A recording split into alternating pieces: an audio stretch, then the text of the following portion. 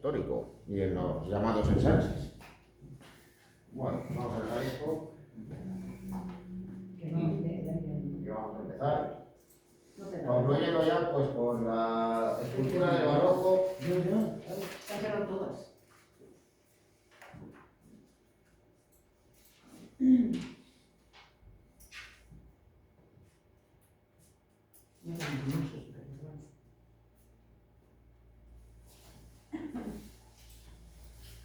Y vamos a terminar por la obra de Francisco Salcillo o Francisco de Salcillo.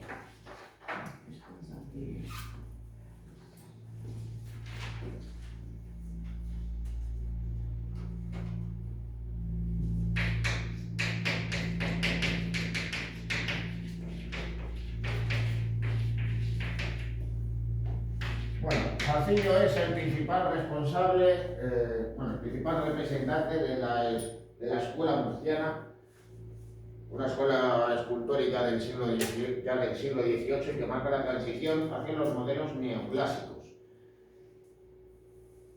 ¿Y qué peculiaridad tienen, digamos, esos modelos? Pues que buscan más la idealización, no está presente, digamos, ese naturalismo, ese dramatismo propio del barroco, pero no obstante, pues en la obra de Salcillo todavía hay elementos, digamos, reconocibles de la estética barroca, aunque eso sí más vinculada a la estética del rococó que a la del siglo XVII.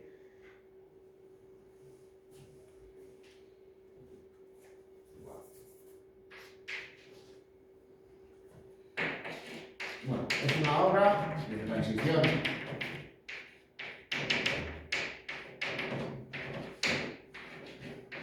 al neoclasicismo, eso sí,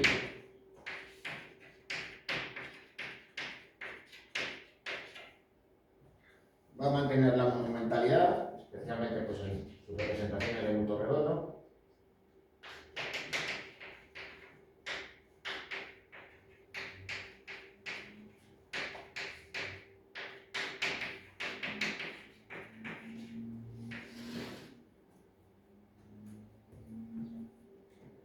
Y también los textos teatrales. Reconocibles estos, pues sobre todo en sus pasos procesionales.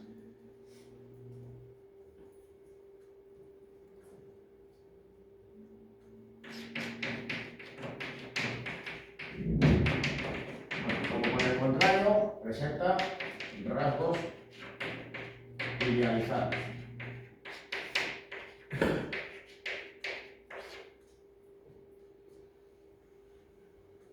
Bueno, ¿en qué destaca Francisco Salcillo? Pues destaca en la realización de pasos procesionales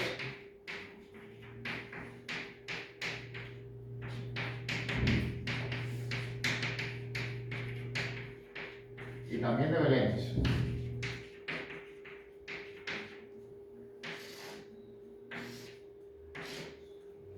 Bueno, ejemplos de su obra, que habéis visto ya de todos modos un detalle de la misma, tenéis el paso procesional de la caída.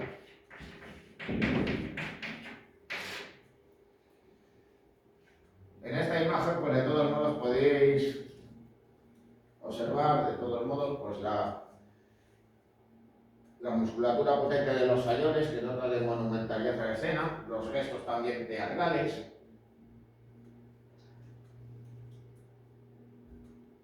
Y luego, por otro lado, el recurso a esos añadidos con materiales no escultóricos, como es el uso de ese hábito de nazareno, también el empleo de una peluca. Evidentemente, si la peluca es de pelo natural, la corona de espinas también va a ser un postizo. ¿Y la barba?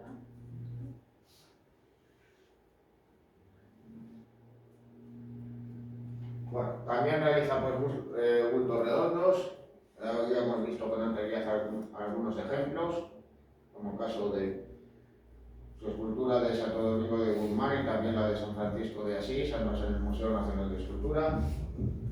En este caso, pues tenéis esta imagen de San Fulgencio y de Santa Florentina, donde de todos modos podéis observar cómo emplea el dorado en la realización de esculturas. Con la escultura neoclásica, el dorado va a desaparecer finalmente a la hora de realizar estas obras.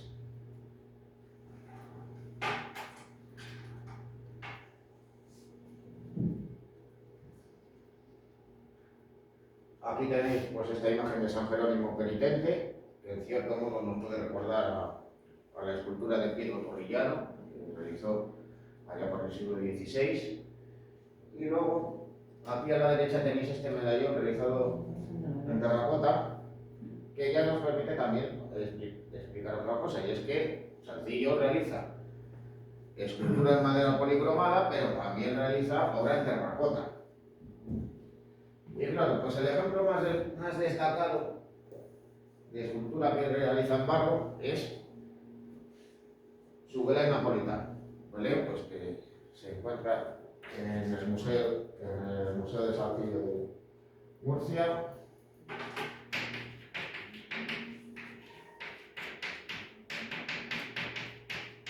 Bueno, en este Belén nos podemos encontrar pues, con semejanzas con las obras napolitanas, como es, digamos, esa representación de personajes más bien secundarios, vestidos a la moda de la época, en la que va a haber, por tanto, un interés por el costumbrismo,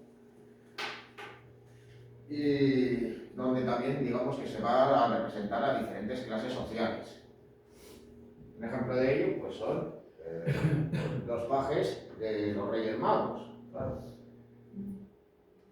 El de Baltasar, pues digamos, pues estaba vestido de una manera más exótica, con turbante, con una suerte de túnica, pero claro, los de Melchor y Gaspar están vestidos a la moda de la época, con una suerte de bicornio, con chaleco, con levita, con culos, medias, mocasines, y también pues con ese peinado de cabellos largos que generalmente pues se trataba de pelucas que se ponían encima de la cabeza. Eso sí, las figuras vinculadas a la divinidad visten a la antigua, como podéis observar en el caso de San José o en el caso de los ángeles, que están presentes aquí en esta natividad. Bueno, y ya pues más elementos, digamos, en detalle, tanto de escenas, digamos, vinculadas al nacimiento de Cristo, como la matanza de los inocentes o el abrazo en la Puerta Dorada, con otras representaciones, digamos, pues más pintorescas, como por ejemplo pues este músico callejero.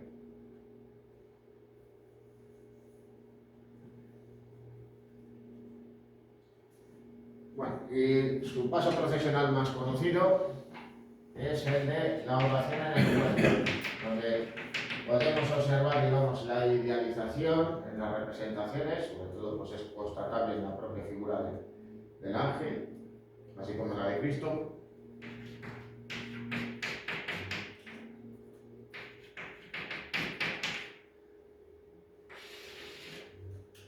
El ángel pues, también pues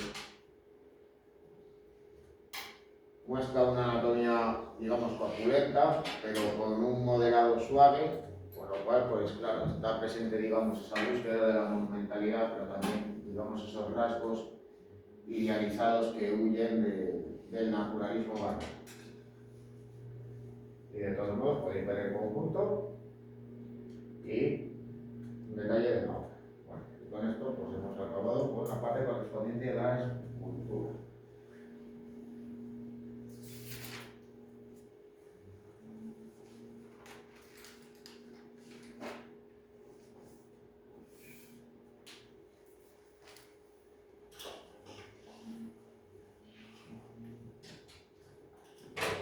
al siguiente punto 5.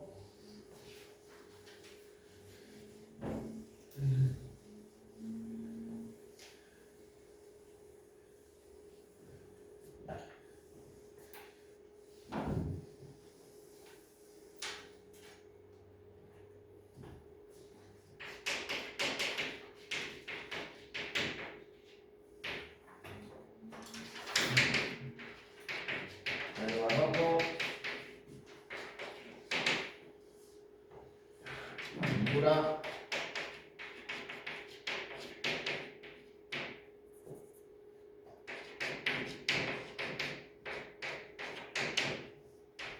primera parte. Bueno, pues lo que vamos a ver en este tema son las características de la pintura barroca y sus principales representantes en Italia y en Francia.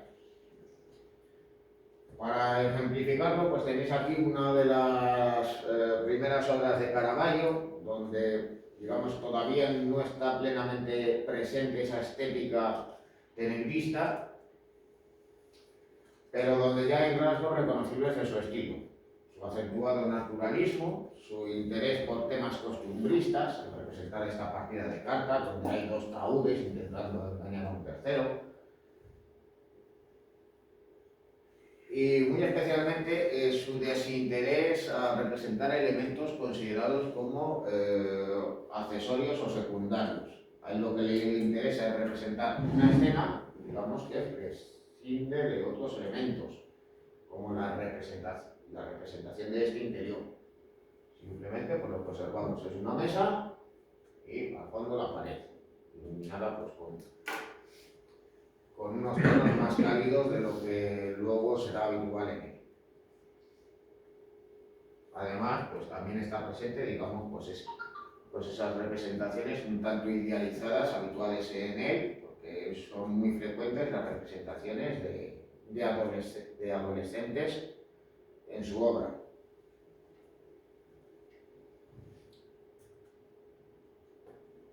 Bueno, características generales.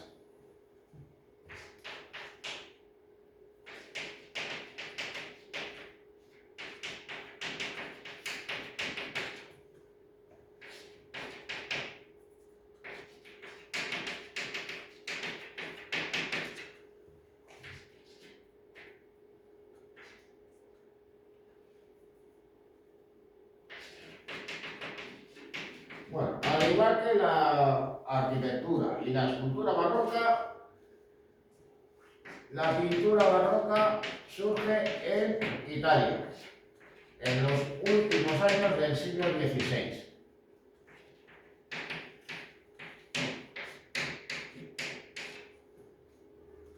Porque ya se puede decir pues, que en la década de 1590 el estilo de Caravaggio, pero también el de Annibale Carracci, presentan ya, en ambos casos, pues sus rasgos más identificativos. Digamos que la madurez de su estilo ya la han alcanzado por aquel entonces, aun siendo de todos modos Caravaggio más joven que Carracci. Que tienen dando el buen sonido, por favor, que lo quite. Bueno,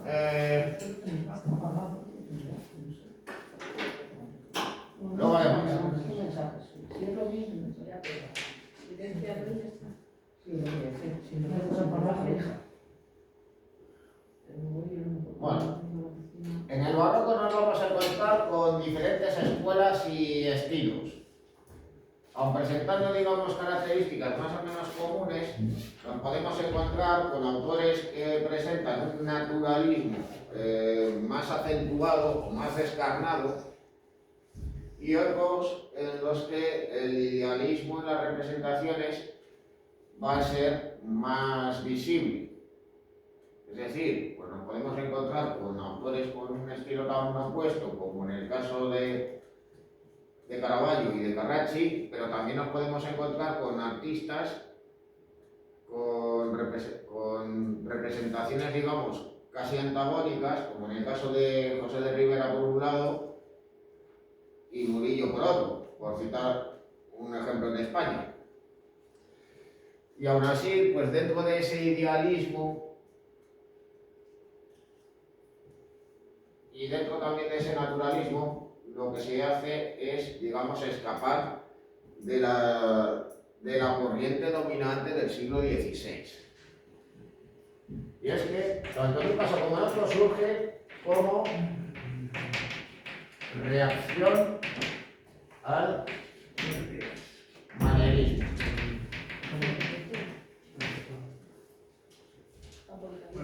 Buenos días.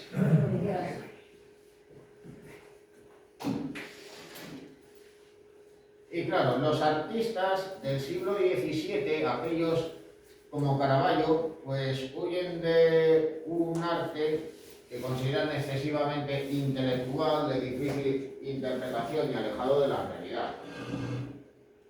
Pero en el caso de aquellos como Carracci, lo que buscan, digamos, es recuperar esos ideales humanistas que durante el siglo XVI se habían ido abandonando. Y claro, pues parten de unos presupuestos, digamos, manieristas, pero van desarrollando un estilo propio y reconocible. Bueno, ahora sí, digamos los rasgos más destacados de la pintura barroca. Principales rasgos.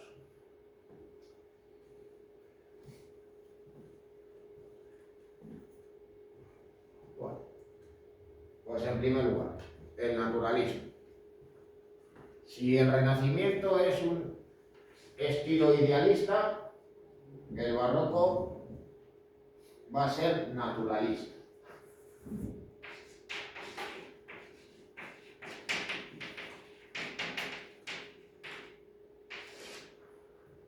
Los pintores barrocos van a representar los paisajes de la naturaleza y los paisajes urbanos, pero también el interior de las viviendas y las actividades que desarrollan las personas que viven en aquel momento. Es decir, se van a interesar por los hechos cotidianos, por el día a día. Pero luego, por otro lado, también los pintores barrocos, en muchos casos,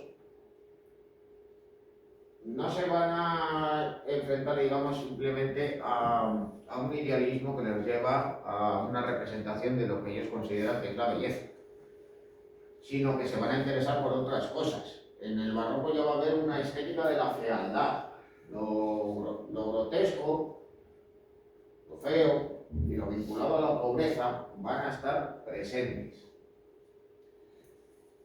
Así que por un lado nos vamos a encontrar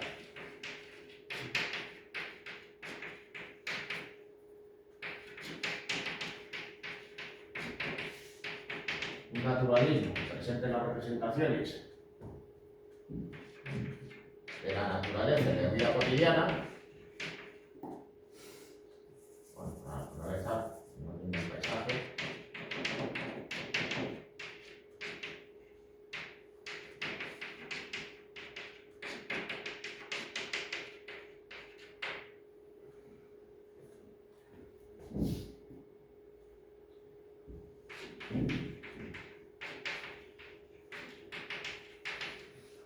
Pero también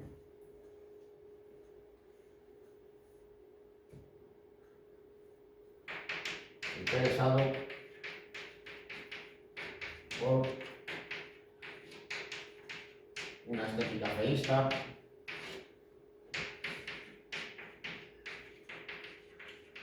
interesada por representar la pobreza y también lo grotesco, pero no, digamos, buscando la caricatura, sino, digamos, representando pues a aquellos que, digamos, pudieran estar marginados dentro de la sociedad y por tanto se les representa, digamos, de manera realista con dichos rasgos. Es decir, pues serían las representaciones de enanos, de tullidos, de gente con deformaciones genéticas, personas tremendamente obesas. No estoy hablando de los cuadros de Rubens, sino de otro tipo de representaciones. Porque ya en el caso particular de Rubens, eso de todos modos habrá que aclararlo, porque tiene, digamos, el San Benito de ser el pintor de las gordas. Bueno, como ejemplos de esta estética naturalista tenemos dos, digamos, muy diferentes. Este interior doméstico de Werner Ritter, donde representa pues, una lección de música, que es literalmente como si alguien se hubiera introducido en una casa y hubiera hecho un instantáneo con una fotografía. Y luego a la derecha tenéis niños comiendo uvas y melón. Bueno, en las obras de Murillo, pues nos vamos a encontrar con escenas costumbristas donde aparecen, por ejemplo, niños de la calle. Pero en sus obras, pues digamos que en muchas ocasiones lo que hay es un tratamiento amable de esa realidad. Al fin y al cabo no dejan de ser dos pordioseros, dos niños de la calle, que visten con harapos, que van descalzos y tienen los pies sucios. Pero claro, al observarles comiendo unas uvas y un melón, pues digamos que esa situación en la que se encuentran, digamos, que nos puede parecer menos traumática, menos grave.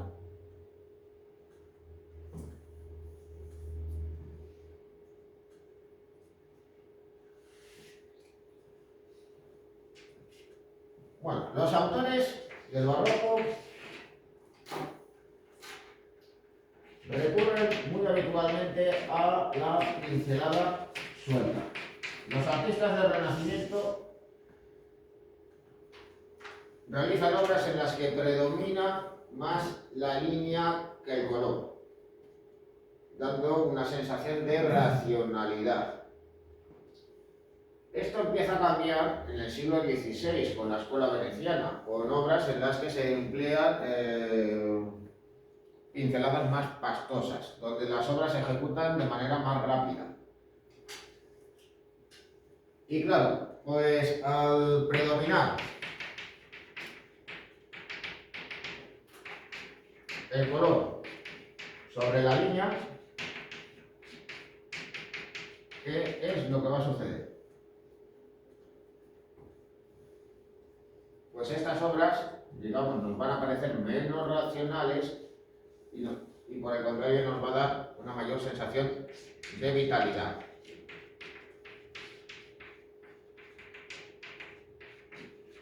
Incluso muchos artistas pues son capaces de realizar obras que ejecutan de manera muy rápida, pero aún así, con ese aspecto un tanto esbozado, podemos reconocer las calidades. Por ejemplo, en esta obra, El alegre bebedor de Franz Hals. Pues bien, aunque observamos que en esta pintura se utiliza la técnica de la pincelada suelta, pues sí que podemos apreciar cómo trabaja con esta copa de vidrio, apreciando también pues, las transparencias. Bueno, otro ejemplo de obra realizada mediante esta técnica es el patizado de Rivera. Aquí pues nuevamente volvemos a observar algo que estaba presente en la característica mencionada antes, y es que a la hora de representar, digamos, la fealdad y lo grotesco, los autores, digamos, que no se andan por las ramas. Claro, en este caso, ¿a quién representa? Pues a este personaje que es de escasa estatura y que además está cojo. Pero claro, la luminosidad de la obra, el rico cromatismo y también la propia expresión del personaje, pues digamos que da un aire de amabilidad a la representación.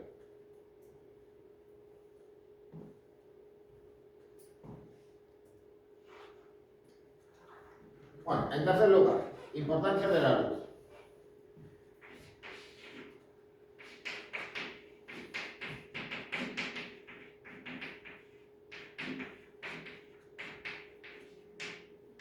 A los artistas renacentistas les importaban los efectos lumínicos, especialmente para dotar de volumen a las representaciones.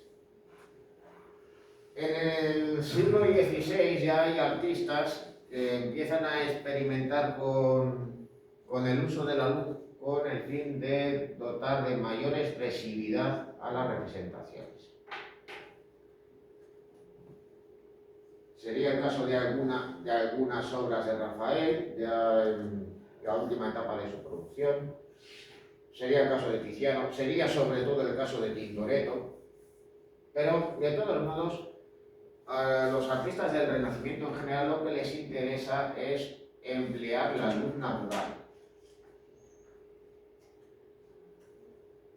Naturalmente que los artistas del Barroco van a representar obras con esa luz natural. Pero claro, también van a utilizar la luz de un modo teatral, con el fin de dotar de dramatismo a las representaciones.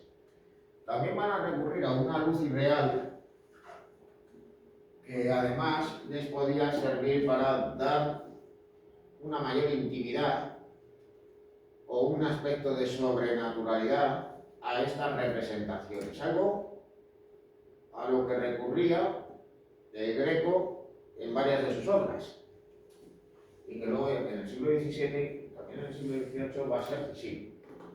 Bueno, tenemos dos ejemplos aquí. La Magdalena penitente de Georges de la Tour. En esta representación pues observamos cómo la escena se ilumina con una simple vela,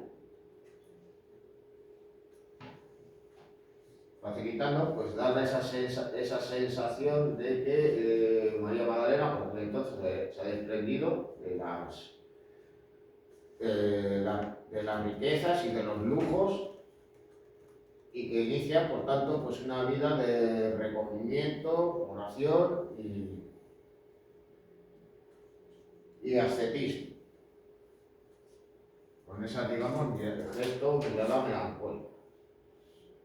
Pero todo ello, digamos, acentuado por la iluminación.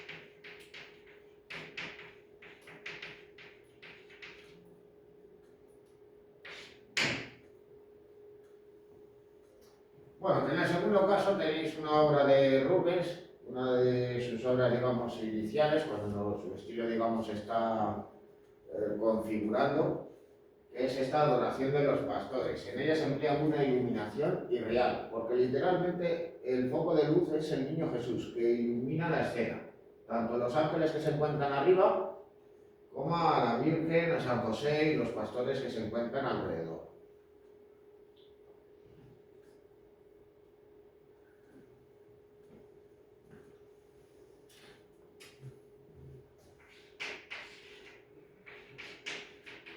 En cuarto lugar, la perspectiva en base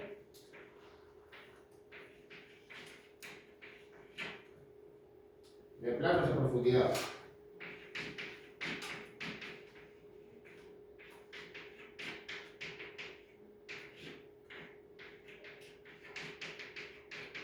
artistas que recurren pues, a representaciones en segundo plano con el fin de dotar de mayor profundidad a la escena. Estos artistas conocían la perspectiva unifocal, pero no tienen esa obsesión de los pintores del siglo XV de trazar líneas orientadas hacia un punto de fuga. No quiere decir que no conocieran el uso de la perspectiva unifocal. De hecho, pues contaban con aparatos para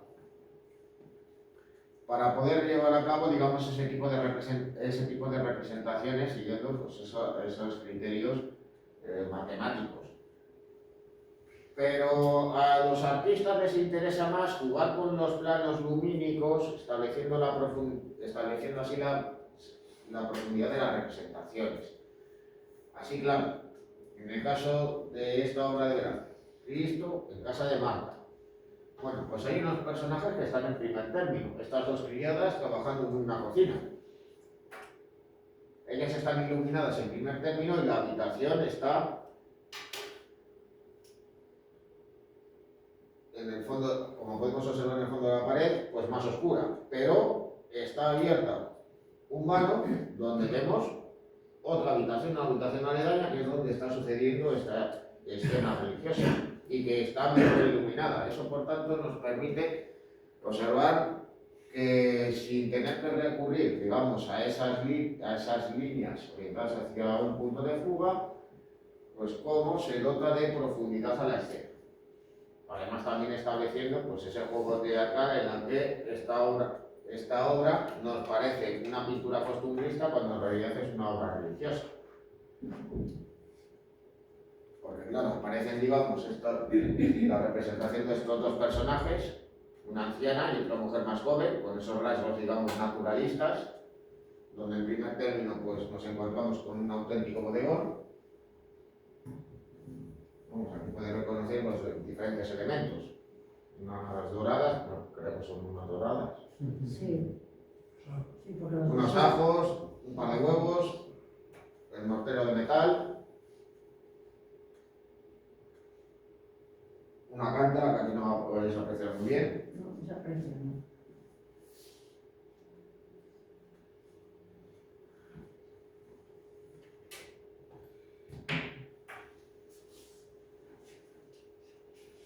Luego, para ello,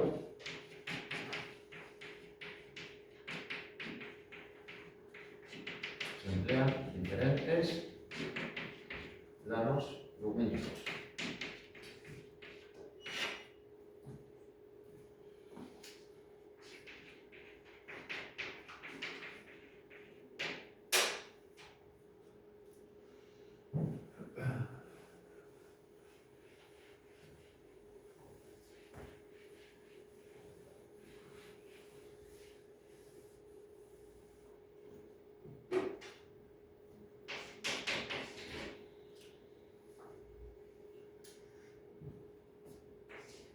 En quinto lugar, dinamismo en las representaciones.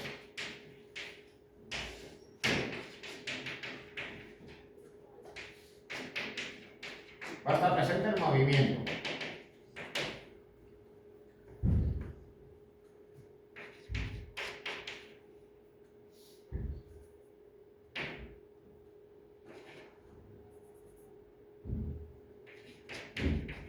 El uso de acusados escorzos.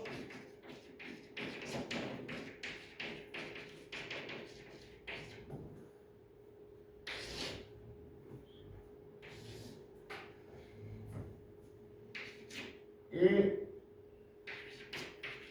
el empleo en las composiciones de líneas diagonales y en aspa. Claro, eso digamos que le da una mayor sensación de vitalidad a las obras, evitando, digamos, el estatismo en las representaciones. Y claro, pues cuando Rivera ejecuta esta obra, el martirio de San Felipe, pues claro, está presente una composición en aspa. Pero claro, también lo podemos observar pues, en los esfuerzos de los sayones, la postura desequilibrada del santo, que está, digamos, derrumbado, nos da la sensación de que no puede ponerse en pie o de que se resiste a estarlo. Pero claro, eso también digamos que es visible en otro tipo de representaciones, no de una. Bueno. Cuando los artistas barrocos pintan o en ocasiones esculpen a un Cristo crucificado, ¿cómo lo van a realizar? Bueno, pensad por ejemplo cómo es una representación de Cristo en el románico o en el gótico.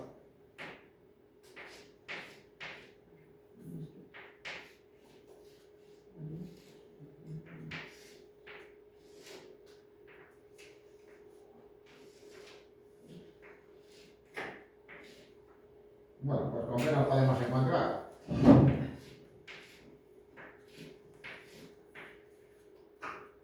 Pues con una postura, digamos, un tanto estática.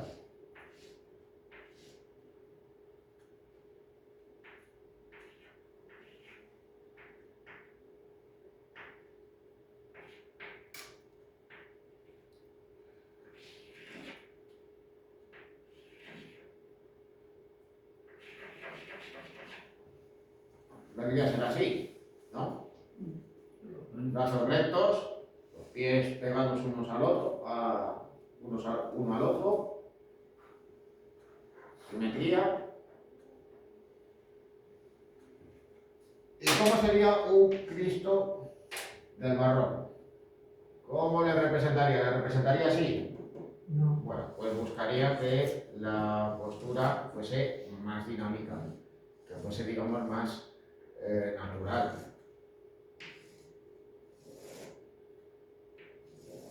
Bueno, o en mayor o en menor medida. Porque claro, te clavan con 4 o con 3 clavos en una cruz y ¿qué te va a pasar? Pues que te vas derrumbando, te vas viniendo abajo, las articulaciones te fallan, el cuerpo no te responde. Y en fin, pues ni más ni menos que te están muriendo lentamente de una tortura muy cruel. Bueno, si alguien quiere probar, yo no se lo recomiendo. Cuando duelen los músculos, como para hacer eso.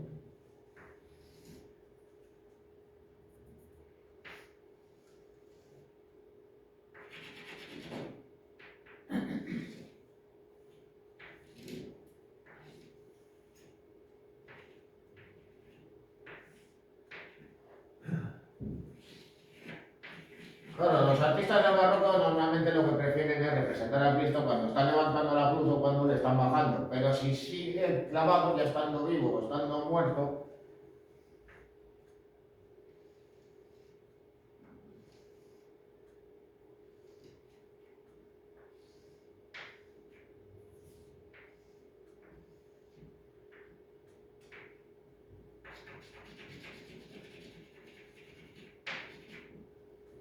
pues va a aparecer, digamos, en una postura más dinámica, que tiene los brazos caídos, las piernas arqueadas,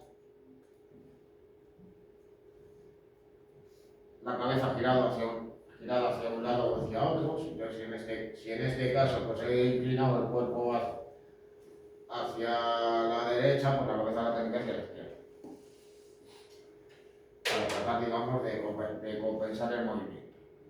¿Y tienen 4 clavos en ambos casos? No tiene por qué, incluso como hemos visto en uno de los Cristos de Martínez Montañés, Y a 3. el Cristo de la Clemencia tenía 4 pero las piernas cruzadas. Lo que pasa es que, claro, es más fácil hacer es más fácil representar un Cristo, sobre todo en una escultura, de 4 clavos que uno de 3. Porque ya en el del 3 ya tienes que cruzar las piernas y eso, pues digamos que te complica la ejecución de la obra.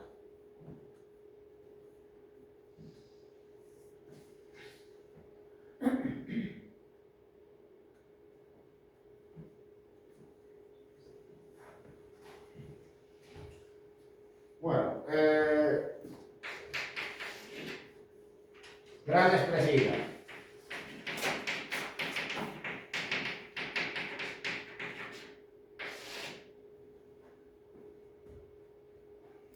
Nos vamos a encontrar con gestos y actitudes teatrales, con el fin de que los espectadores reconozcan los sentimientos que se quieren expresar y también dotar de dramatismo a las representaciones. Claro, lo hemos visto, por ejemplo, pues en esas representaciones de la piedad, en la escultura, con la Virgen mirando al cielo, los ojos llorosos, alzando una mano, las dos hacia arriba. Claro, pues digamos que este es un ejemplo más sobrio, pero digamos reconocible. En el caso de la túnica de José, de Velázquez, pues observamos aquí a este personaje cómo se levanta, cómo intenta, digamos, incorporarse ante la sorpresa que acaba de recibir cuando le presentan la túnica. Digamos que es un gesto pues muy expresivo, muy teatral.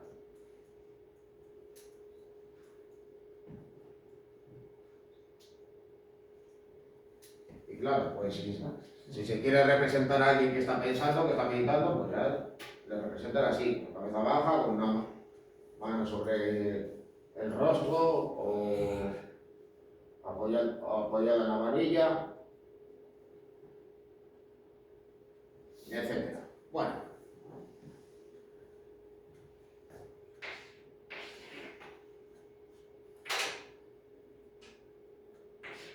las composiciones vienen a ser muy variadas.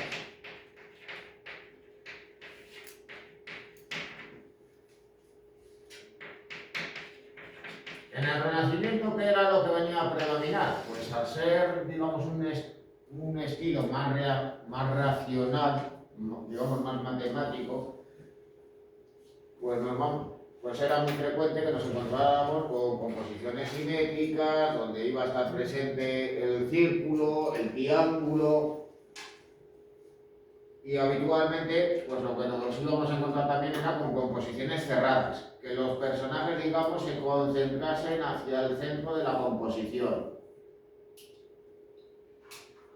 Sin embargo, en el barroco va a haber una mayor variedad. Aparte de esas composiciones donde va a estar presente la línea en diagonal y las composiciones en aspa, pues también nos vamos a encontrar pues, con obras donde predomina la horizontalidad, donde predomina la verticalidad, donde nos vamos a encontrar con esas composiciones, digamos, en unos casos simétricas, en otros casos desordenadas, pero de todos modos hay algo que viene a estar presente en la pintura del barroco. Y es que se llega a tener en cuenta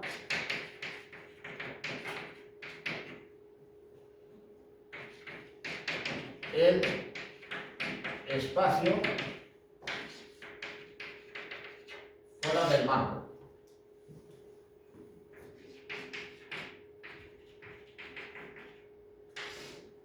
Las composiciones son abiertas, digamos que los personajes se dispersan. De ahí que aparezcan en muchas ocasiones cortados por el marco. Nosotros nos imaginamos pues, este personaje que está de espaldas, pero sobre todo estos que se encuentran aquí, pues imaginariamente pues, que aquí se encontrarían sus cuerpos, con sus vestimentas. Y si vemos esto, pues también podemos estar pensando que aquí pues, se encuentra la rama de una parca. Claro, eso también lleva a los artistas barrocos a buscar la complicidad del espectador. Y nos vamos a encontrar con personajes que nos miran y que tratan de introducirnos en la escena. Claro, personajes que miran de frente al espectador ya existían en otras épocas anteriores, pero no en el sentido, digamos, de buscar esa complicidad. En otros casos anteriores, ¿de qué estaríamos hablando? Pues, por ejemplo, de personajes que han sido retratados, o escenas donde nos podíamos encontrar a la Virgen con el niño, por citar los casos. Pero en este caso, pues nos encontramos con un número, digamos, variable de personajes. Podemos encontrar con 6, con 8, con 10, con 20. Y siempre hay alguno que nos va a mirar, pero de una manera, digamos, cómplice. Claro, nos encontramos con estos dos personajes dentro del triunfo de Baco o el cuadro de los borrachos de Velázquez. Bueno, pues estos dos, ¿cómo nos miran? Pues digamos que lo que hacen, digamos, es invitarnos a participar de esa fiesta en la que estos personajes, vestidos como aquellos que se pudiera encontrar por aquel entonces el pintor en una taberna de Sevilla o en una taberna de Madrid, pues nos invitan a unirnos a ellos, buscando por tanto esa complicidad con el personaje.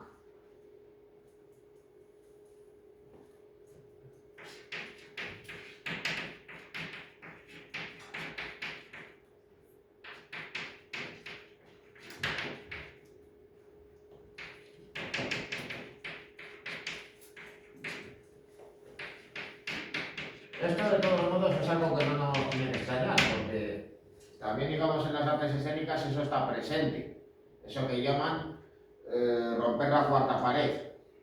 No sé si sabéis lo que es eso. Bueno, pues por ejemplo en un espectáculo de vodevil, en una revista, cuando uno de los cómicos o del alvedé se pone a hablar con el público, a contar algún tipo de chascarrillo,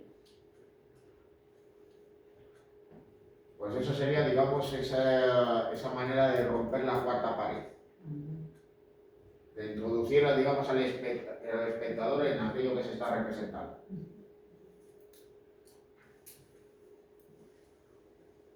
Bueno, en el teatro muchas veces lo hacen, pero no sabía que se llamaba eso.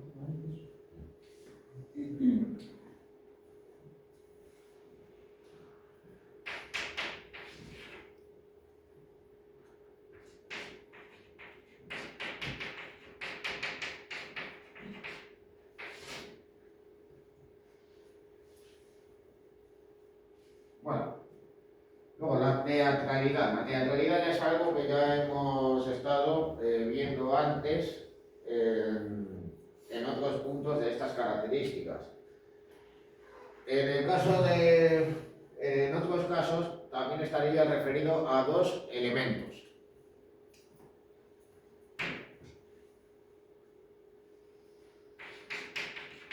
Por un lado,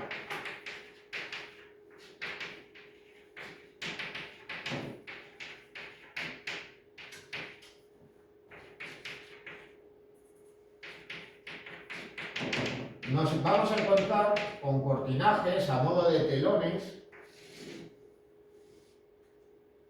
en estas representaciones. Por ejemplo, en el arte de la pintura de Vermeer, podemos pensar que esta es una cortina que separa parte de una estancia. Pero podemos pensar también que es una suerte de telón que nos descubre esta escena en la cual un pintor, supuestamente el propio Vermeer de espaldas, está pintando a una modelo. Y luego, por otro lado,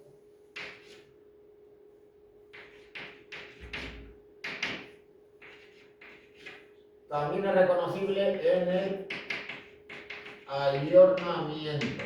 ¿Y esto qué es? Bueno, ayornamiento en italiano quiere decir literalmente actualización. ¿Y qué es lo que sucede? Pues que los artistas, para buscar la complicidad de los espectadores, incluidos también los fieles y devotos de la Iglesia Católica, pues tratan, digamos, de buscar su complicidad representando una escena como si estuviera sucediendo en la actualidad. A nosotros quizá eso nos chocaría muchísimo. Que por ejemplo, pues a la hora de representar una escena religiosa, un pintor del siglo XXI representara personajes vestidos, por ejemplo, como estoy vestido yo ahora, o como estáis vestidos vosotros.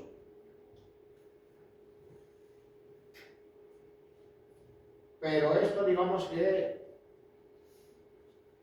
empieza a ser habitual. Y es que había un convencionalismo. Lo habitual era que los personajes que estaban vinculados a la santidad, es decir, la propia figura de Cristo, la Virgen, los diferentes santos y santas, estuvieran vestidos a la antigua o con los rasgos iconográficos que les identificaban. Así que claro, pues ¿cómo se representaría, pues, por ejemplo, a San Pedro? Pues con una túnica y con una toga. Pero, ¿qué pasa con el resto de personajes? Pues que se les va a vestir a la moda de la época. Os voy a poner un ejemplo, que es anterior al entierro. El entierro del conde de Orgaz.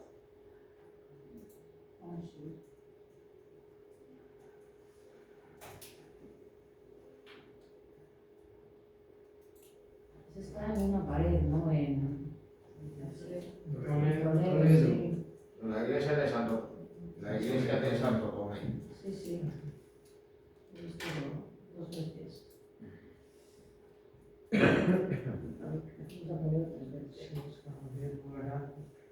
Está muy bonito. Bueno, el cuadro es anterior, es de la década de 1580.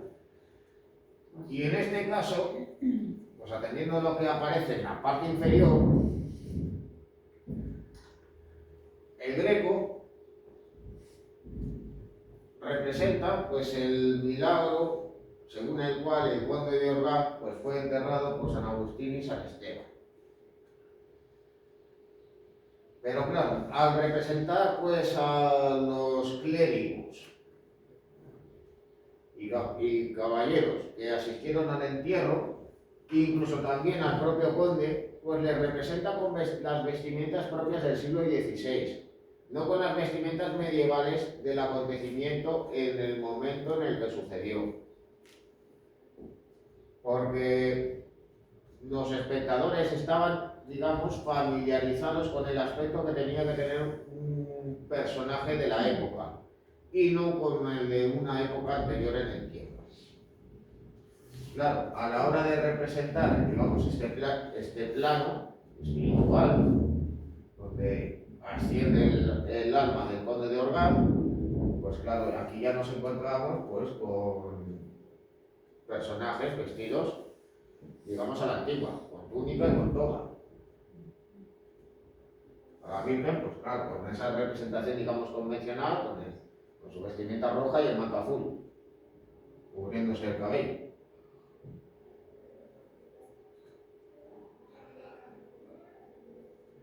Bueno.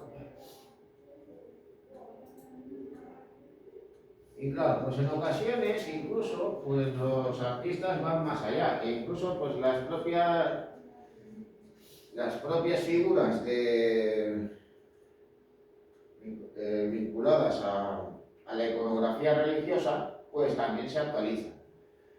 En el caso de Velázquez, cuando pinta la adoración de los Reyes Magos, esta obra pues de su etapa sevillana, pues claro, la Virgen aparece con los cabellos cubiertos, pero digamos que esta representación nos puede recordar más a la vestimenta de las mujeres de la época, más que a esa representación iconográfica basada en los dogmas establecidos por la Contrarreforma que al fin y al cabo pues era muy estricta con respecto a a estos aspectos. Luego ya, pues, los Reyes Magos aparecen vestidos, pues más bien a la moda de la época, aunque este personaje, digamos, que aparece, digamos, con una vestimenta que podía estar a medio camino entre la vestimenta de la antigua y la vestimenta contemporánea. Y en el caso del niño Jesús, pues en vez de representarle, pues desnudo o tapado parcialmente por una suerte de paño de pureza, pues aparece completamente envuelto, que era lo que se hacía con los niños por aquel entonces.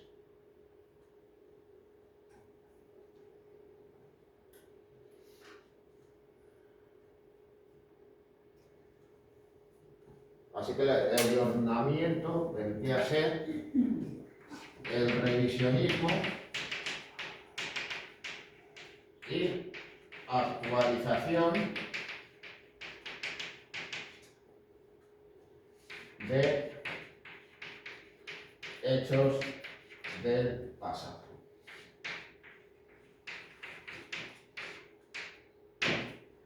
También hay que tener en cuenta una cosa.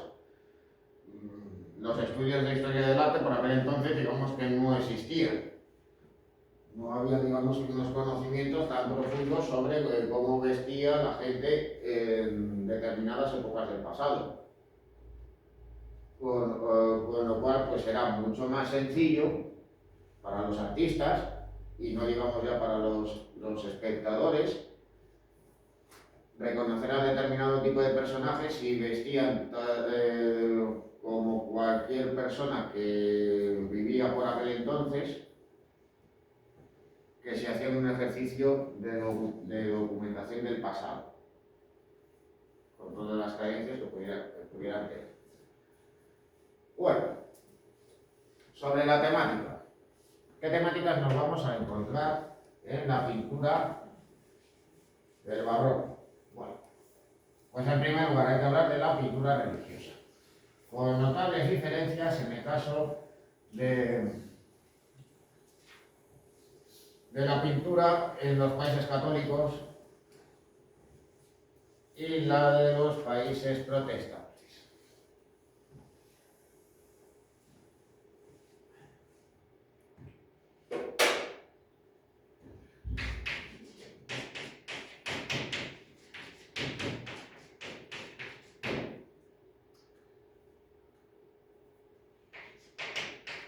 Pintura religiosa.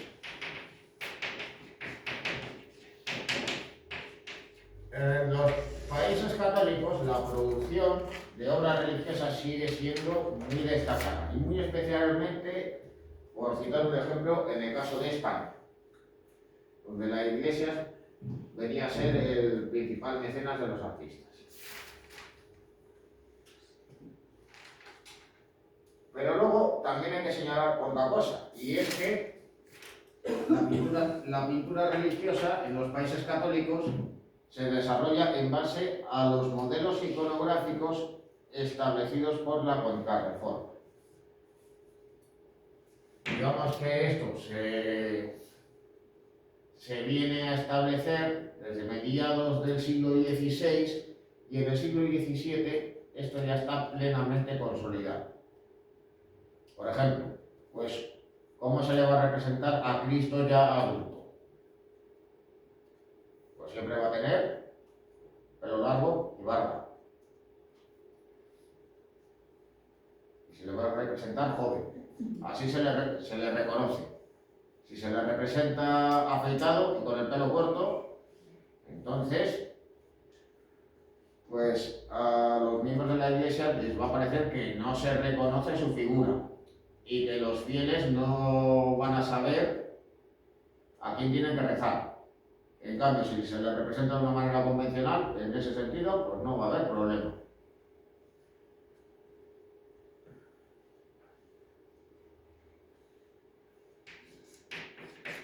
Bueno, a diferenciar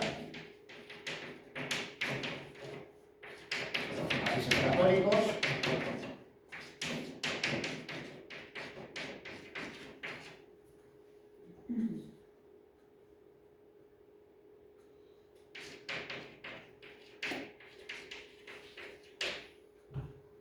rollo.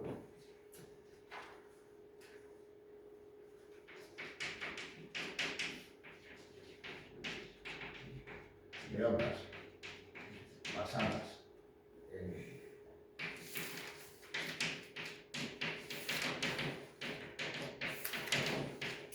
en los principios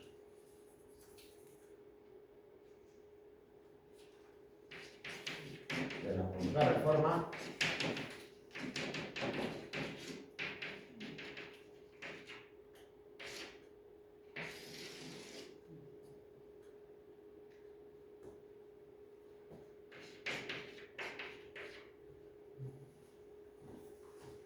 de los países protestantes. Y bueno, pues ¿qué es lo que sucede en los países protestantes? Bueno, pues que hay una demanda de obras religiosas muchísimo menor. Las diferentes iglesias protestantes, ya sean luteranos, calvinistas, episcopalianos, etcétera, etcétera, por lo general son iconoclastas. Rechazan el culto a las imágenes. El interior de sus templos es muy sobrio. Y claro, pues allí, en esas iglesias no se veneran a los santos. Si no se veneran a los santos, entonces ¿para qué tener una estatua o una imagen de San Francisco de Asís, o de San Pedro, o de San Pablo, o de Santa Teresa de Jesús? Así que claro, la producción va a ser muchísimo menor.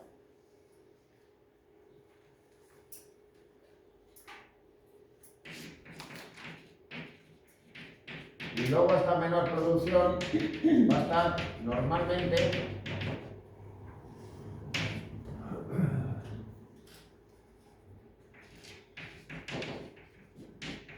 vinculada al Antiguo Testamento.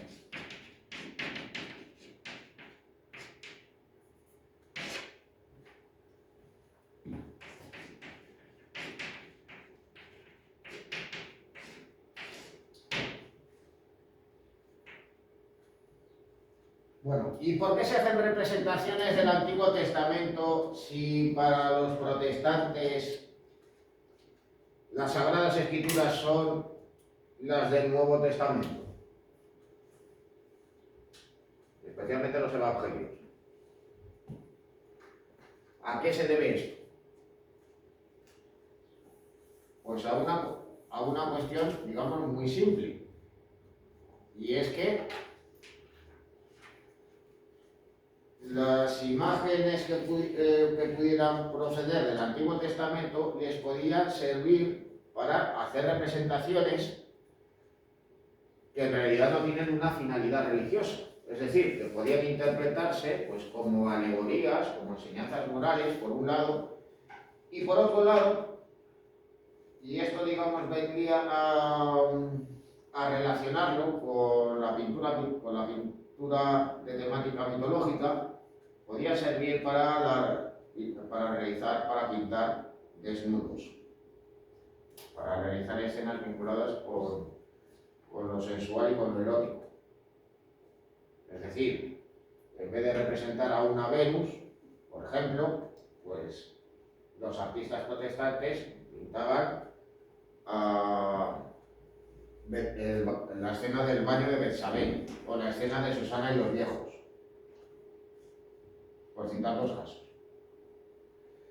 Bueno, uno especialmente interesado en representar escenas vinculadas al Antiguo Testamento es Rembrandt, donde de todos modos parece que como si tuviera un especial interés en representar escenas vinculadas a la comunidad judía de Ámsterdam. Porque en cierto modo pues también parece que en realidad lo que busca es representar, digamos, esa tipología de manera naturalista de dicha comunidad en dicho tipo de representaciones. Como por ejemplo, pues en este caso, en el sacrificio de Isaac. Esto digamos que se opone pues, a la obra religiosa que se pintaba por aquel entonces o en los años inmediatamente anteriores en Flandes, como este descendimiento de la cruz de Rubens. Y claro, ¿dónde se encontraba y se encuentra esta obra? Pues en la propia Catedral de Amberes, donde él tenía su taller.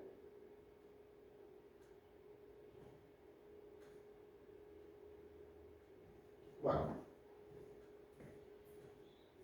en segundo lugar, tenemos las obras mitológicas.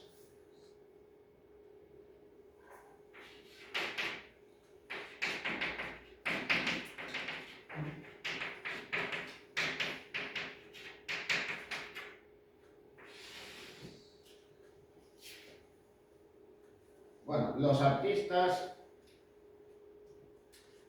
se inspiran en la antigüedad clásica, en la mitología grecolatina, para realizar obras.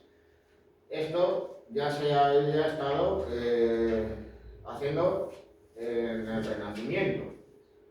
Los artistas inicialmente lo que hacen son obras de este estilo, digamos, como inspiración en esos modelos clásicos. Claro, con el paso del tiempo,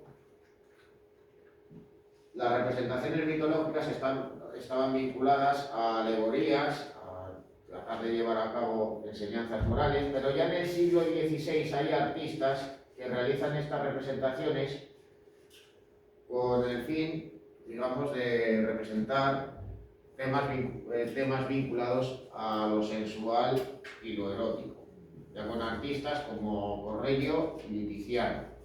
En el siglo XVII esto se sigue haciendo.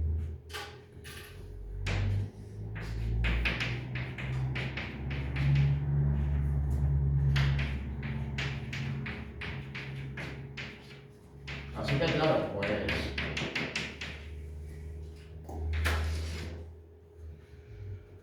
pues los artistas del siglo XVII, pues ¿qué van a hacer? Pues pintar desnudos femeninos, representar pues escenas de temática amorosa, ignorante, en el cual pues estaría presente pues estos aspectos.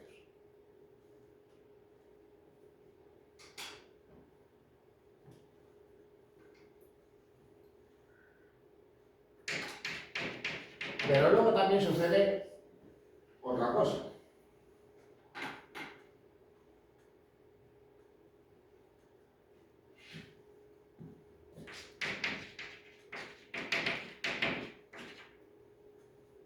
Se van a seguir haciendo alegorías,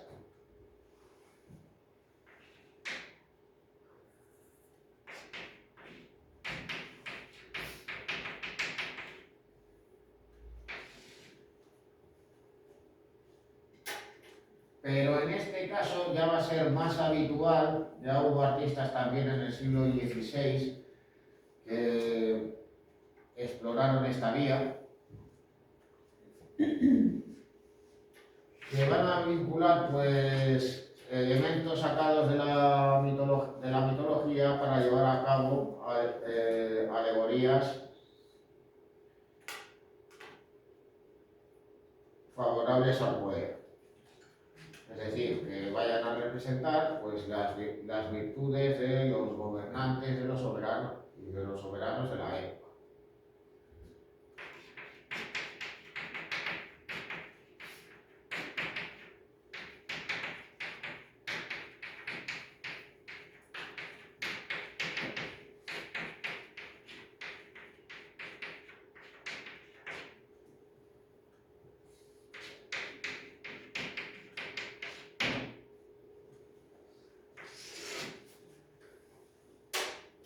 Así que claro, pues estas figuras alegóricas pues permitirían loar las virtudes de miembros de la nobleza, de miembros de la iglesia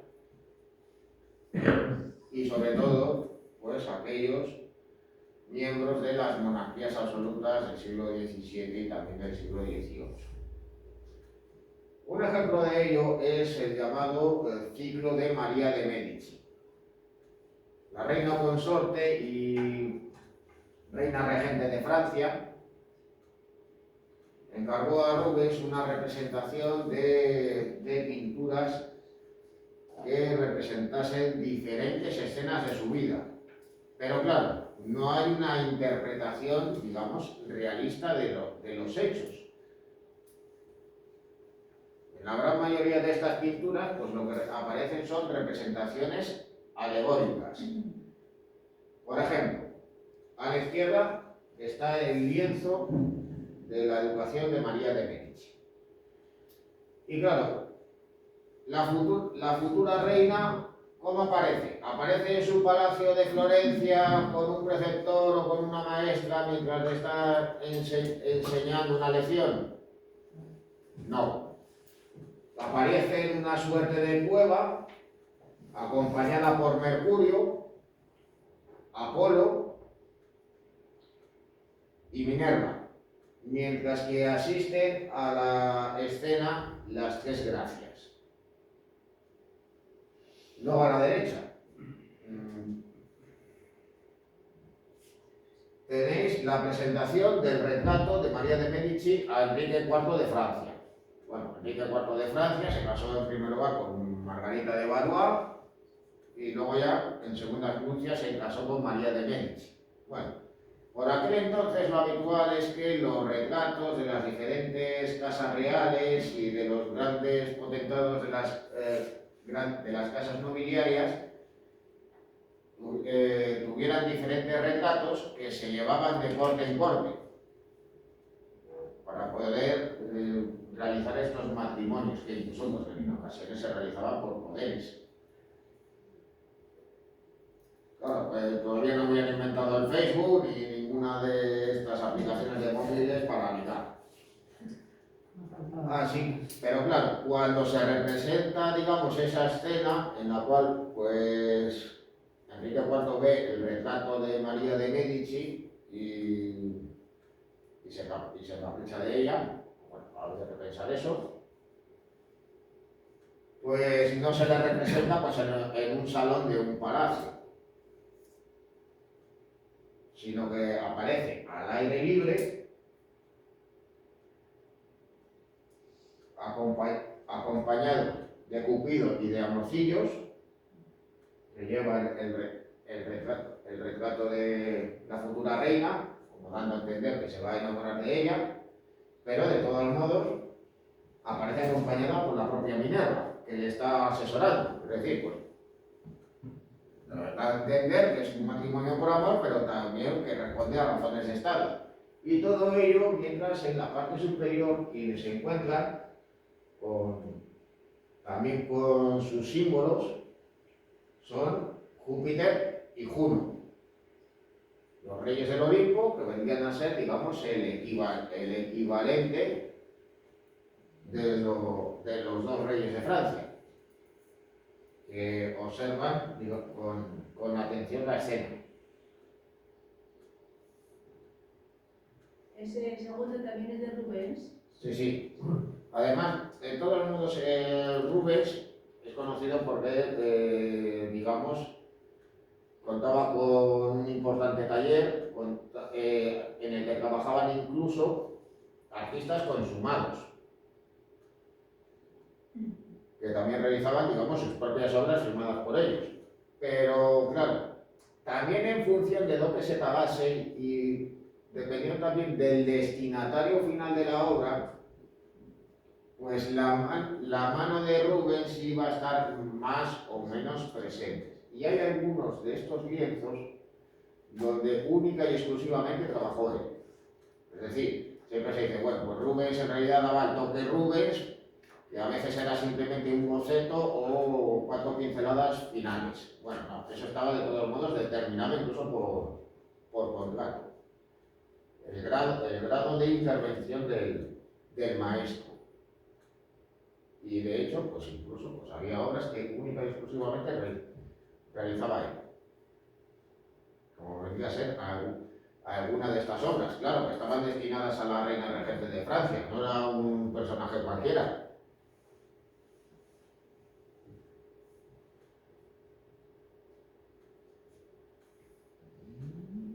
Bueno, en tercer lugar,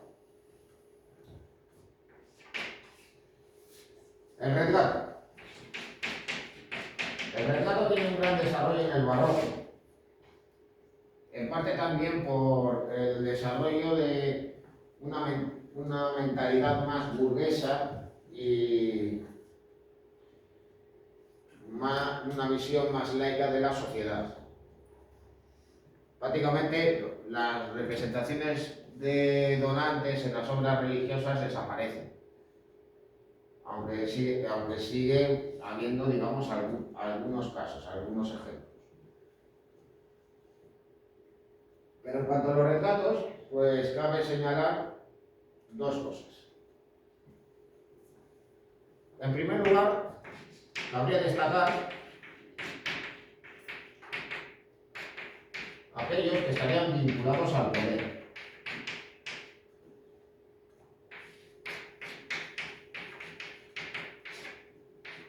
Que vendría a ser el caso del retrato de aparato,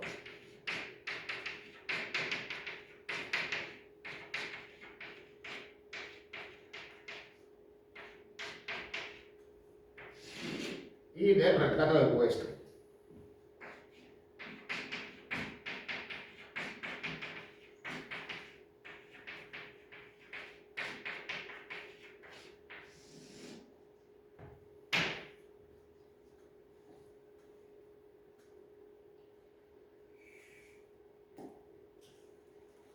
Bueno, un retrato ecuestre, pues digamos que no merece mucha más explicación.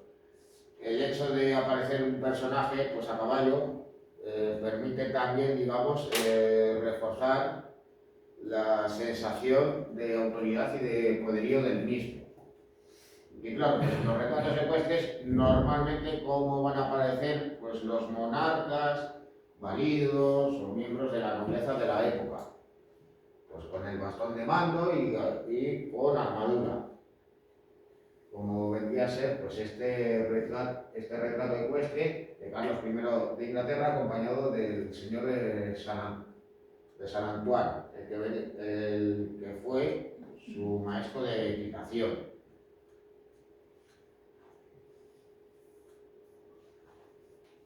Pero luego, ¿qué es un retrato de aparato? Pues un retrato de aparato es aquel en el que aparecen los rasgos distintivos de este tipo de personalidades, aquellos que les vienen a identificar. Claro, en el caso de este retrato de Velázquez, Felipe IV en Fraga, no en Praga, sino en Fraga, provincia de Zaragoza. Bueno, pues ¿cómo se le representa? Pues aparece con el bastón de mando, que refuerza, le otorga, digamos, esa autoridad militar, y luego aparece con estas prendas suntuosas, con bordados y encajes de oro. Bueno, y esto, digamos, que tiene que ver con estas representaciones del poder. Bueno, cuando pensamos en un monarca de la Casa de Austria, cuando pensamos en Felipe II, Felipe III, Felipe IV, Carlos II, estamos pensando en reyes que visten de negro. O bueno, más bien se trataba de unas prendas de un azul tan oscuro que prácticamente era negro. Era lo que se conocía vestir a la española. O vestir a la moda de los Austrias. Pero no siempre se vestían así. Digamos que esa era la vestimenta oficial dentro de la corte madrileña. Si se dirigían hacia otro lugar, vestían de otra forma. ¿Y cómo lo hacían? Pues de una manera muy simple. Pues mostrando todo el lujo y el oropel posible.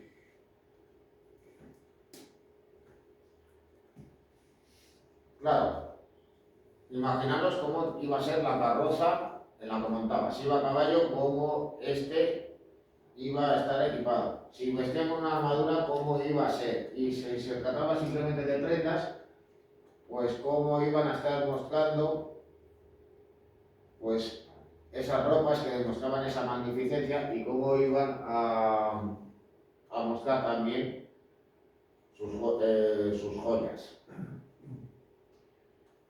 Al fin y al cabo, pues esto era una manera de demostrar poderío por aquel entonces.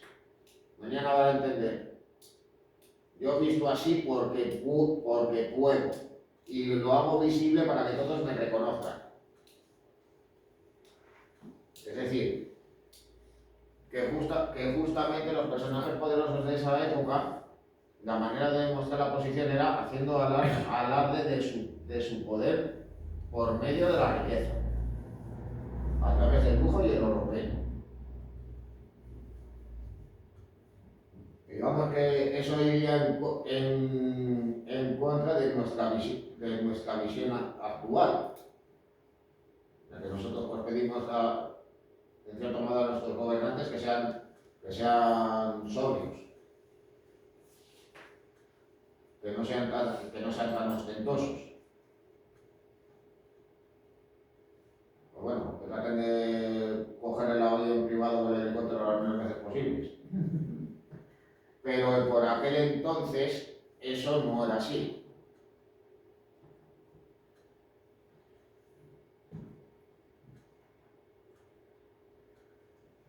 Bueno, eso venía a suceder en aquellos lugares donde había monarquías autoritarias o absolutistas. Pero ¿qué podía pasar en un país como Holanda, donde no contaban con un monarca absoluto, donde el poder estaba más bien disperso y donde existía una burguesía enriquecida y que trataba de demostrar su posición en el conjunto de la sociedad? También teniendo en cuenta la mentalidad calvinista de la época, que defendía el trabajo, pero también el ahorro, es decir, el tratar de ser modesto y austero de cara al exterior. Pues bien, pues en el caso de las llamadas Provincias Unidas,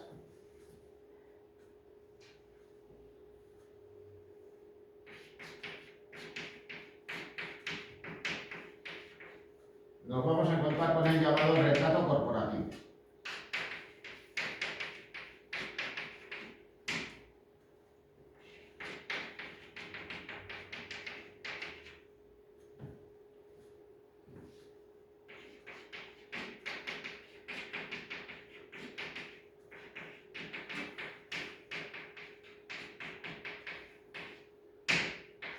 El retrato corporativo viene a ser un retrato de un grupo que hace valer su posición social. En vez de retratarse de manera individual, pues una serie de personajes se representan de manera conjunta, como pudieran ser los miembros de un gremio o los miembros de una compañía militar, como viene a ser el caso de este cuadro de Franz Hals. El banquete de los arcabuceros de San Jorge de Haarlem. Y claro, pues, ¿cómo le representa? Bueno, pues algunos con algunos digamos, pues en una actitud más distendida. Podemos observar pues, a este personaje pues, que está, supongamos que contándole un chismorreo. Este otro que llama la atención a este personaje de aquí. Pero luego hay otros que, digamos, que miran al espectador de manera altanera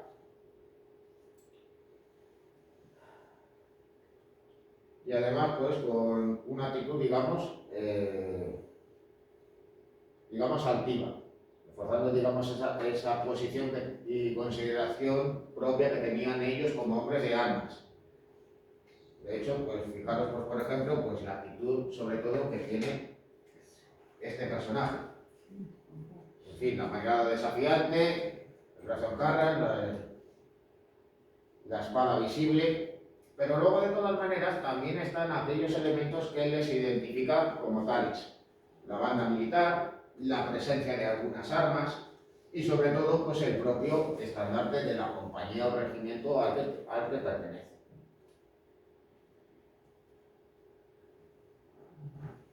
Así que, por tanto, el retrato corporativo viene a ser un retrato del grupo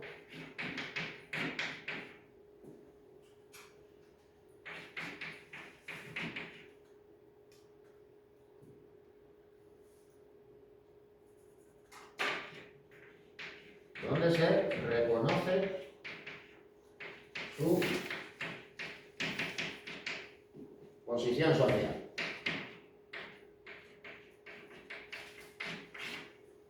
Bueno, se siguen haciendo retratos, aunque sea fotográficos en la actualidad, de este tipo, donde está presente, digamos, una imagen en la que hay un grupo que tiene vínculos y que se les reconoce, digamos, socialmente como tales. Ahora no mucho, ¿no? Sí. O bueno, sí, cuando se ponen todos. Imaginaros, un ejemplo muy simple, se forma gobierno. Sí, sí. Pues a la puerta del Palacio de la Moncloa se ponen todos y posan ante los fotógrafos. Sí, sí. Por ejemplo.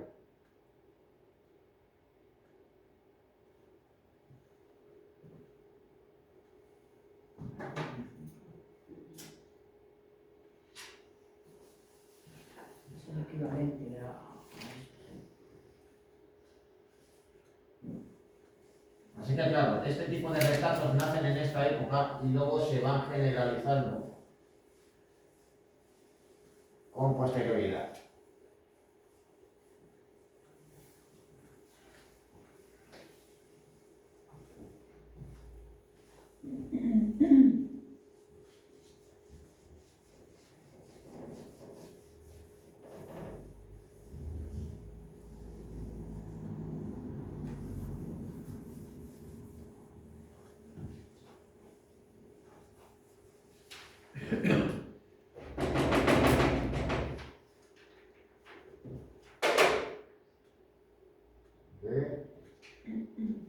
La letra E. Bueno, Llegamos a la D. pues ahora la E. En quinto lugar, la pintura costumbrista o de género, que va a servir también para hablar de los dos siguientes elementos.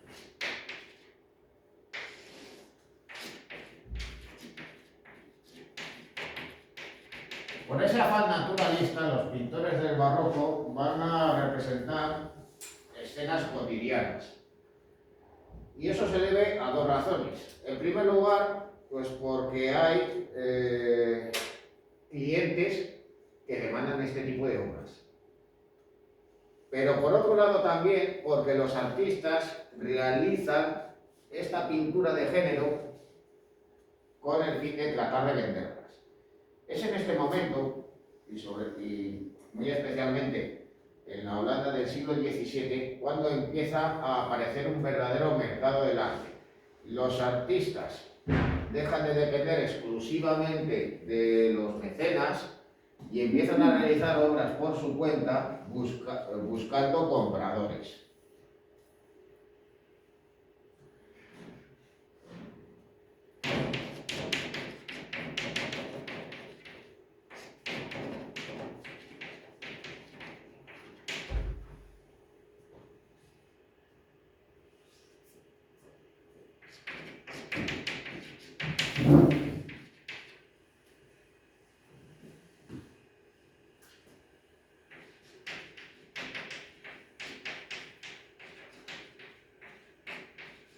Y esto, digamos, que viene a responder al gusto de la burguesía de la época.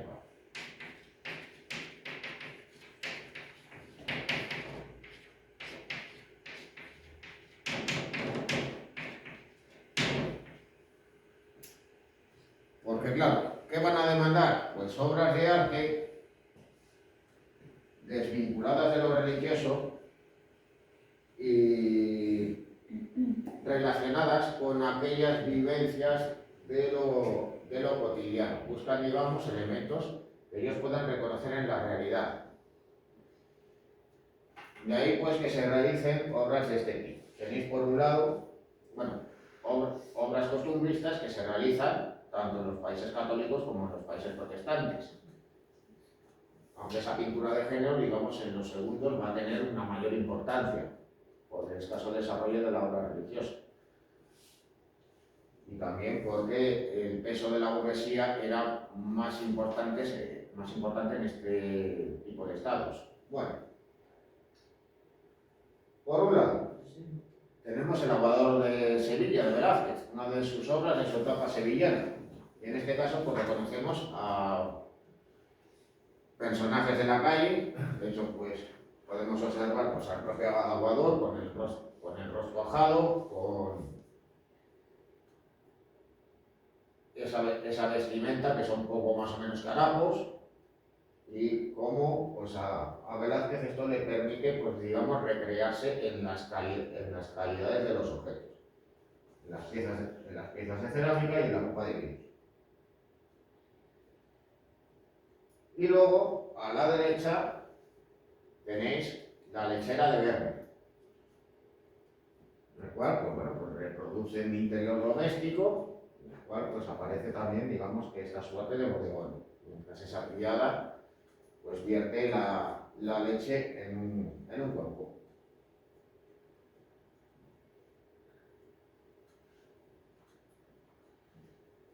Bueno, esta pintura costumbrista explica el desarrollo de dos géneros que se desarrollan de manera autónoma por aquel entonces: el bodegón y el paisaje.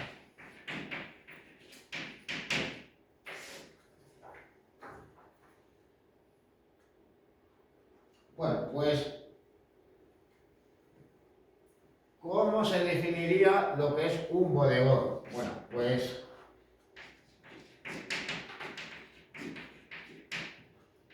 el hecho de que también se llamen a los bodegones como naturalezas muertas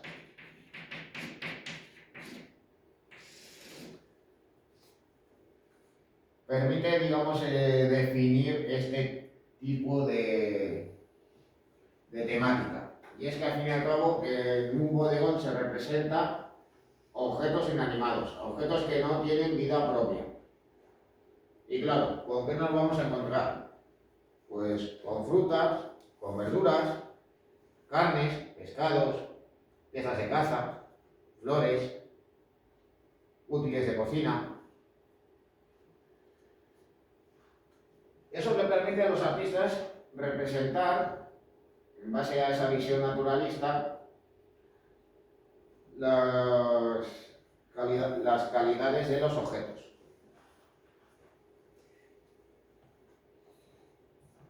Y que por tanto va a estar vinculado a una visión naturalista del arte,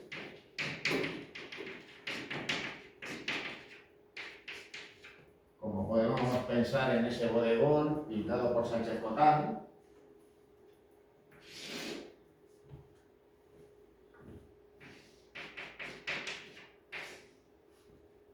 Pero luego hay artistas, y muy especialmente los vinculados a los países católicos, que digamos trascienden este género y van más allá.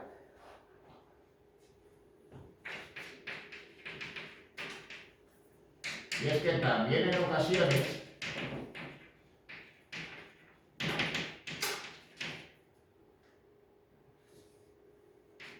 va a estar relacionado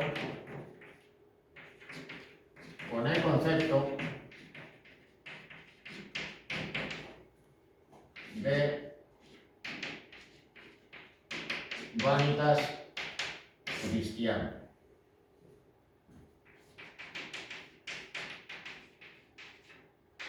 Bueno, ¿y eso, digamos, qué quiere decir?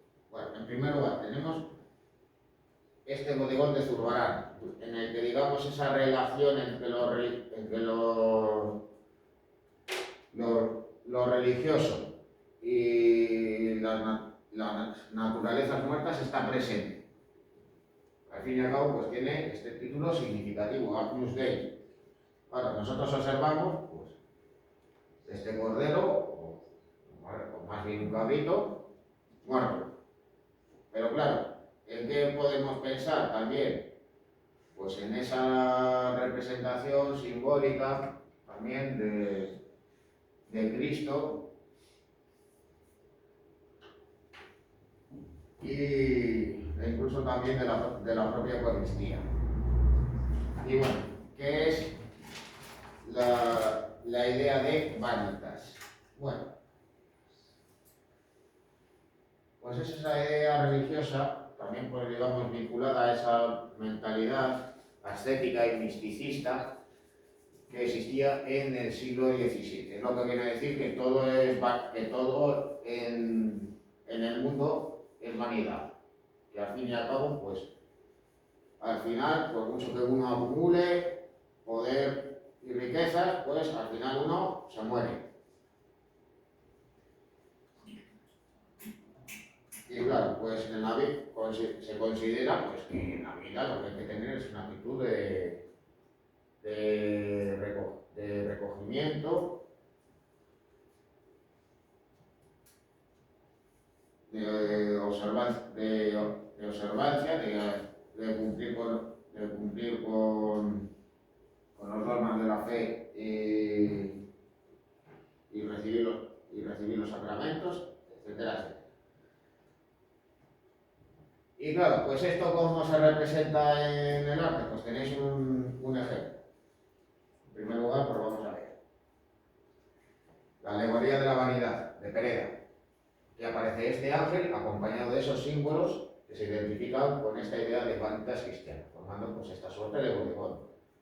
Pero claro, ya nos encontramos con calaveras. Siempre que nos encontramos con una calavera, por ejemplo un santo realizando la penitencia, pues está presente ese concepto de vanitas. Pero luego también pues está presente las armas y diferentes elementos que muestran una posición distinguida. Estas riquezas, digamos, acumuladas. Un camafeo con la figura de Carlos V, un reloj, monedas, joyas. Y claro, pues esto también está presente pues, en este candelabro, con esta vela apagada, que viene a simbolizar que al final el tiempo se acaba. O sea, relacionándolo también con la muerte. Y vino a decir que de qué sirve todo esto si al final uno pues se va al hoyo. Ay, no podemos seguir.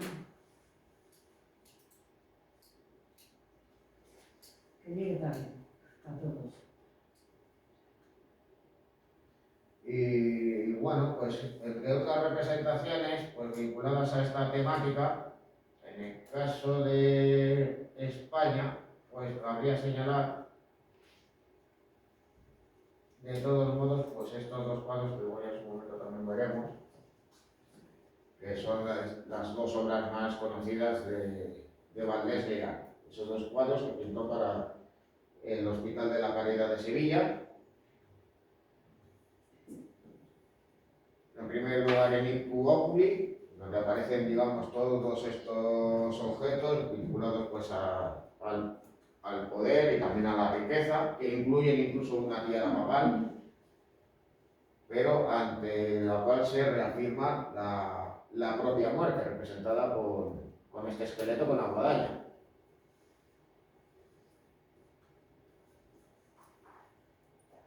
Y luego Finis Gloria Mundi, lo que viene a decir que el final de la gloria en el mundo es esto. Y aquí aparece, pues, además, pues, un personaje de la jerarquía eclesiástica, dotado con una mirta, pero claro, no deja de ser más que un cadáver en descomposición, mientras que del cielo pues, aparece esta balanza que viene a decir ni más ni menos. Es decir, ni más riquezas ni menos reducción. Bueno.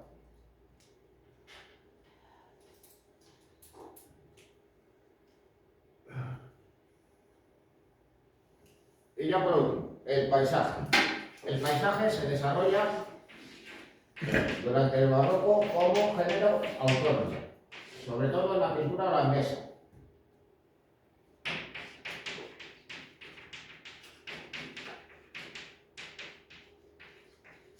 Es decir, que ya no se van a representar paisajes vinculados como excusa. Es decir, emplear un tema mitológico o religioso para representar un paisaje con amplitud, sino que simplemente se van a representar esas vistas de paisajes campestres o incluso paisajes urbanos.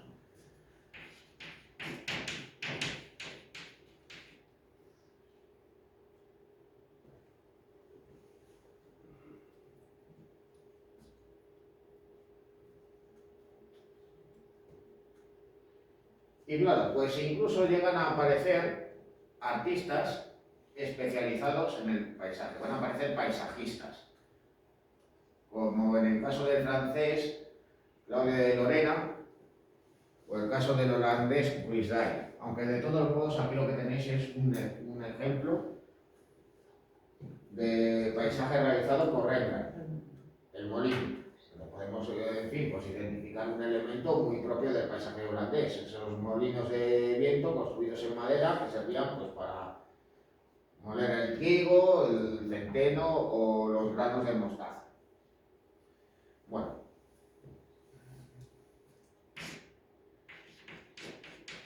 especialmente en Holanda, aunque no de manera, digamos, no de manera exclusiva o excluyente. Porque, por ejemplo, en el caso de España, Velázquez pintó algunos paisajes y Murillo también. Bueno, y con esto pues lo vamos a dejar por hoy.